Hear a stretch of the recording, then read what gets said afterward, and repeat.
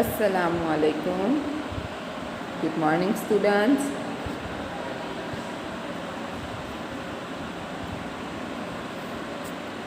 Standard 7 subject English.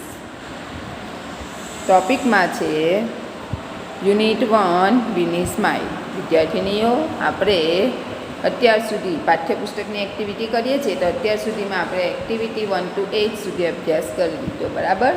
હવે activity 9 and 11 એના વિશે અત્યારે આપણે અભ્યાસ કરીએ. તો દરેક વિદ્યાર્થીને અહીંયા ધ્યાન આપશે. જુઓ, આ એક્ટિવિટી 9 છે. આ પાઠ્યપુસ્તકનું પેજ છે. નીચે ડૉક્ટર સ્મિતા અને મનોજભાઈ સરપંચની એક દિવસના કાર્યોની માહિતી આપી છે, તે વાંચો. અહીંયા આપણને ડૉક્ટર સ્મિતા અને મનોજભાઈ સરપંચ એમને એક દિવસ એમણે શું શું કામ કર્યું એની માહિતી આપણને આપી છે. એને વાંચવાની છે. જુઓ, અહીંયા હું વાંચું છું, તમે ધ્યાન આપો. ડેટ છે 26 જાન્યુઆરી 2012 થર્સડે, 26 જાન્યુઆરી 2012 ગુરુવાર. આ એક દિવસની કામગીરી છે. અહીંયા દરેક ધ્યાન આપશે બેટા.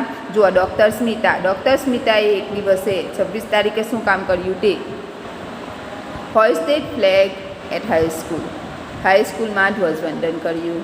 Delivered a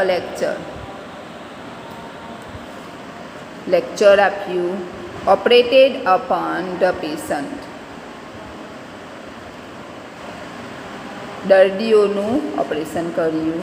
spend an hour with differently abled children. Spend એટલે પસાર કરવું અને સ્પેન્ટ એનું ભૂતકાળ છે. કલાક સુધી બાળકો સાથે એમને સમય પસાર કર્યો, બરાબર.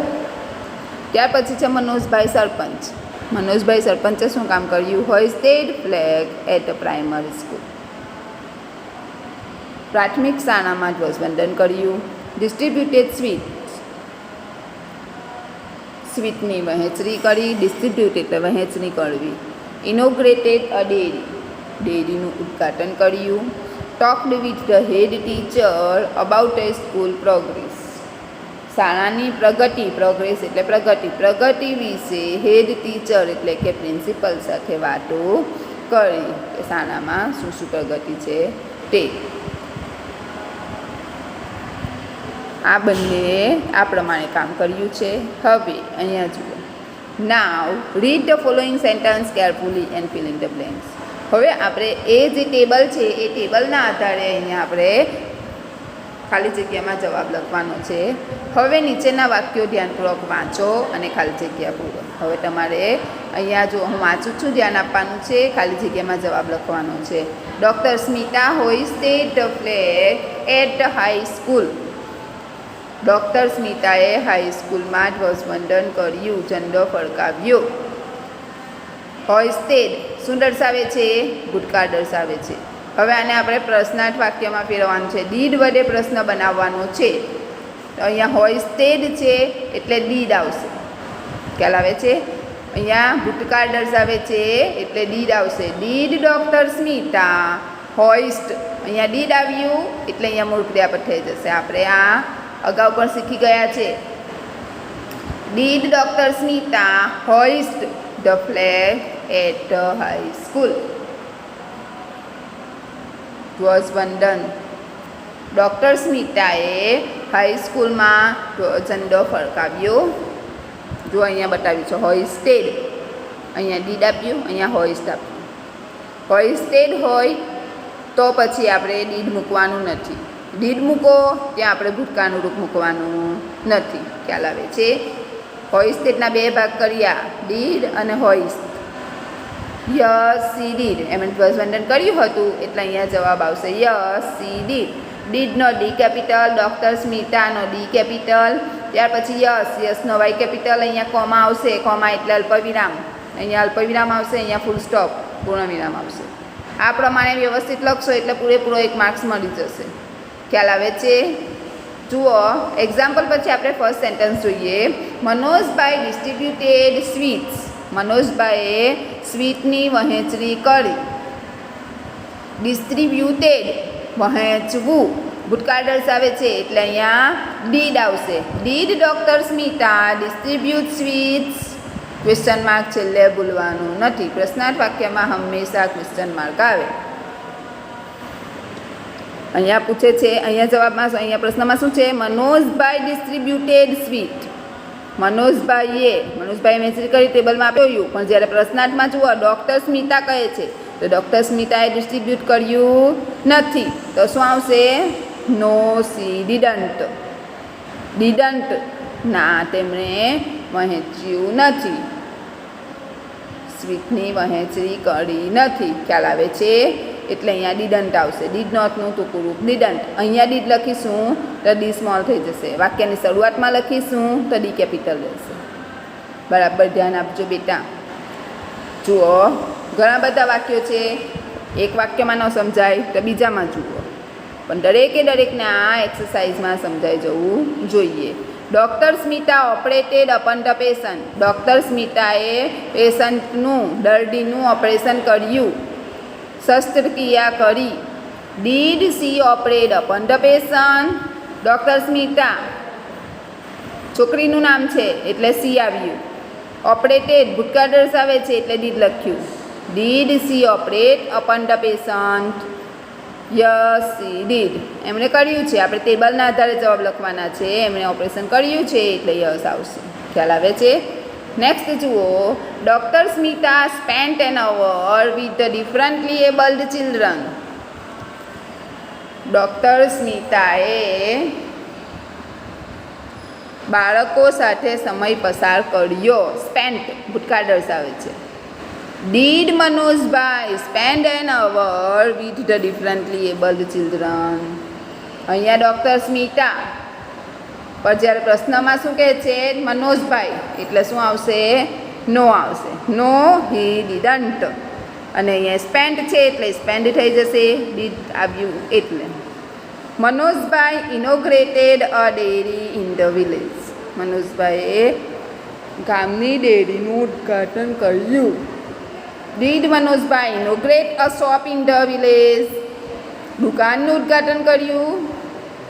નો, હી ડીડન્ટ. શાનું કર્યું? ડેરીનું. એટલે અહીંયા નો આવશે. No, he didn't. Manojbhai talked with the head teacher about the school progress. મનોજભાઈએ શાળાની પ્રગતિ વિશે હેડ ટીચર સાથે વાતો કરી. Did Manojbhai talk with the head teacher about the school progress? મનોજભાઈએ શાળાની પ્રગતિ વિશે હેડ ટીચર સાથે વાત કરી. ડીડ, ટોકનું શું? ટોક્ડ. જુઓ, ડીડ આવ્યું એટલે ટોક આવશે. Doctor Smita delivered a lecture. Doctor સ્મિતાએ પ્રવચન આપ્યું. Did doctor Smita listen to a lecture? Doctor સ્મિતાએ પ્રવચન સાંભળ્યું. Yes, she did.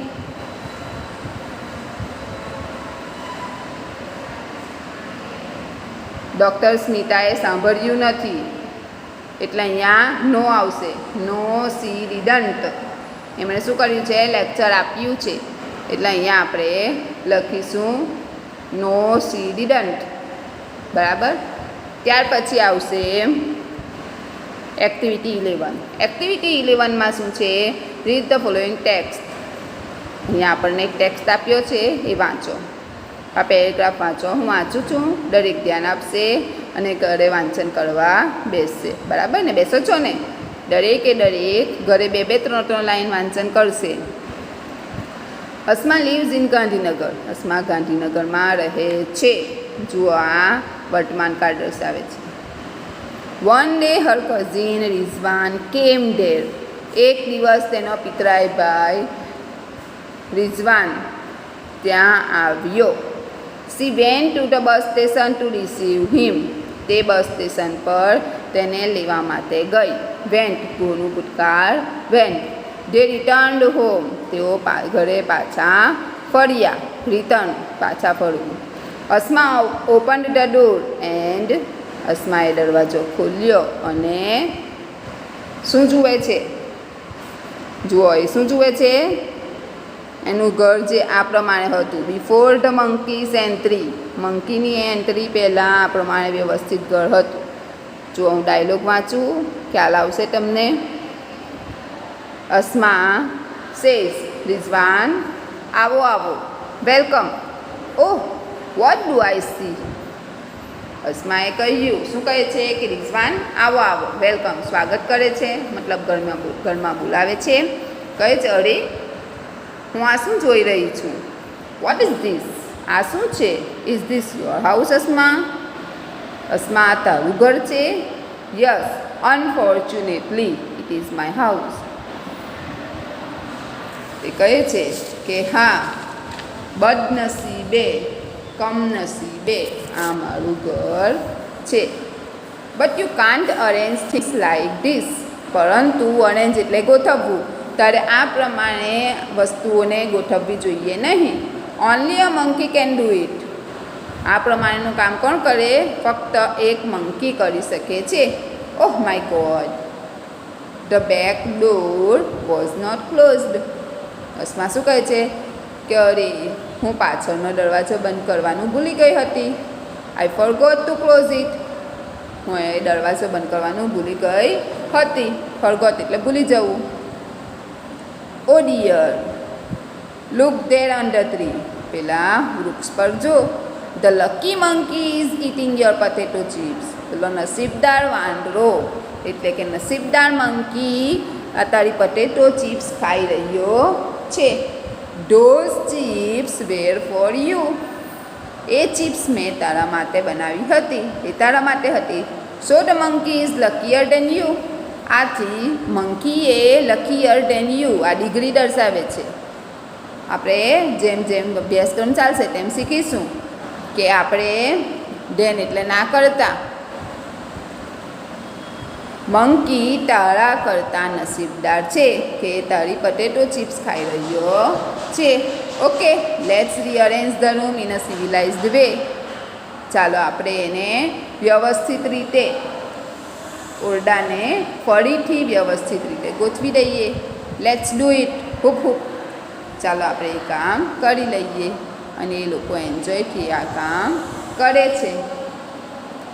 જુઓ, મેં તમને અત્યારે બતાવ્યું એ પ્રમાણે વ્યવસ્થિત આ પ્રમાણે પછી એ લોકો ગોઠવી નાખે છે. તો અહીંયા આપણી આ એક્ટિવિટી કમ્પ્લીટ થાય છે, પૂર્ણ થાય છે. દરેકે દરેક વિદ્યાર્થીનીએ વ્યવસ્થિત સારા અને સુંદર અક્ષરે પોતાની અંગ્રેજી વિષયની નોટબુકમાં એક્ટિવિટી 9 લખવાની છે, 11 લખવાની નથી. 11 તમારે સમજી લેવાની છે, પણ વાંચન, હા ખાસ વાંચન કરવાનું રહેશે. બરાબર છે? ઓકે, તો થેન્ક યુ.